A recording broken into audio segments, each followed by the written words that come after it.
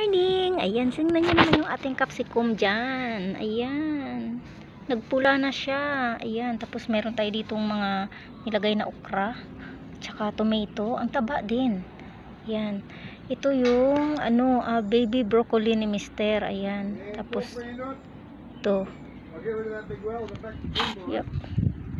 And then ito. Yung ating alugbati. Yan guys. Yan yung ating pipino, talong. Yan talong. Coriander. Yellow capsicum. Yung ating okra hindi maganda. Hindi talaga siya maganda. Yan. Meron tayong okra maganda. To basil, yung ating tomato. Yan guys. And of course, ang ating sunflower.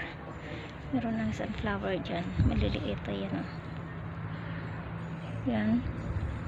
Pero ito, wala, patay na. Dry na. Tapos ito naman. Yan. Yun lang.